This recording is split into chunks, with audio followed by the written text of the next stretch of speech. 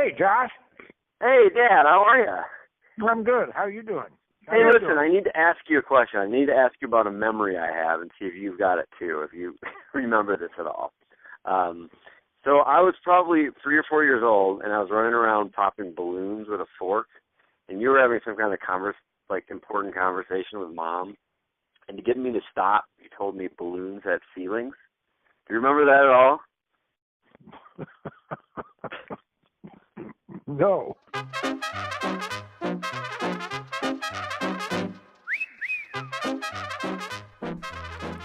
And that was the beginning. Regardless of what my parents might remember, this incident, when I was 4 or 5 years old, I remember it distinctly. I was popping balloons with a fork, and they were having an important conversation. They asked me to stop. I asked why. They said, because balloons have feelings.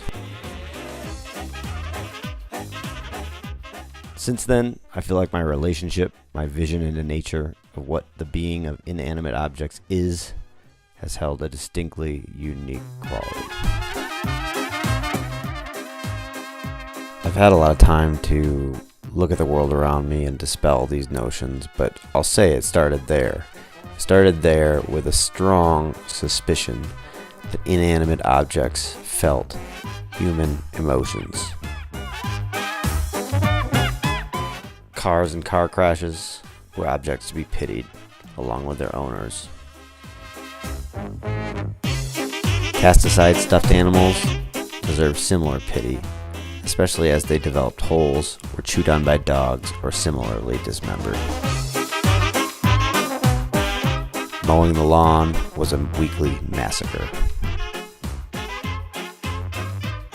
A bike, being ridden, experienced joy.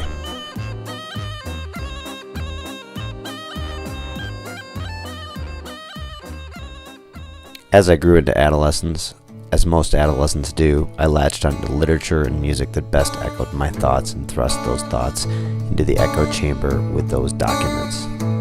He's a statue with a Walkman, knows his hemoglobin counts.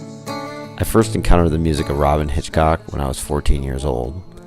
Mr. Hitchcock penned such songs as The Statue with a Walkman, I Get Run Over by the Car She Used to Drive, and oddly enough, Balloon Man. Pretty Walkman, pretty sound. The Hitchcock songs gave life and emotion to inanimate objects, giving them their own stories in a strange, rose-tinged psychedelic universe. Actually, he's lying down.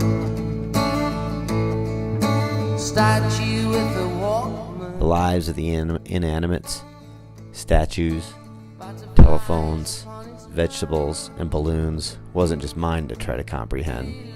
Mr. Hitchcock and I were co-adventurers. Pretty rooster, pretty child.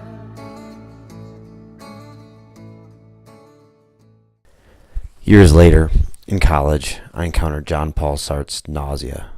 It was a book that explored the idea that inanimate objects, stripped of the veneer that we give them as human beings, had dark and terrible qualities.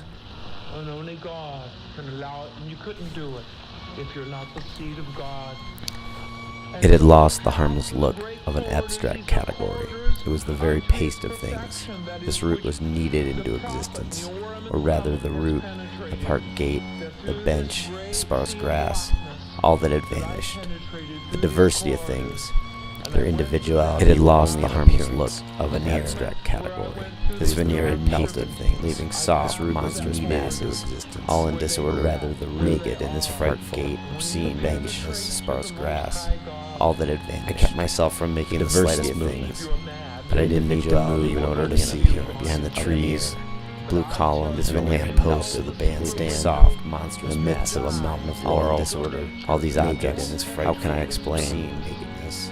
They inconvenience me. I would have liked them to exist less strongly, more dryly, but I didn't need a more abstract way behind the trees. More reserve. Blue column, and the chestnut tree pressed itself against my eyes. In the midst of a mountain of green covered it halfway up. All these objects, bark, black, swollen, like boiled leather. These passages, coupled with several psychedelic escapades, further convinced me of the strangeness, the aliveness of these inanimate objects. Except the God-man, the God-woman, the heavenly man, the heavenly woman, the heavenly child. There'll be prayer on your lips day and night. There'll be a song of jubilee waiting for your king. There will be nothing you will be looking for in this world excepting for your God. This is all a dream in death.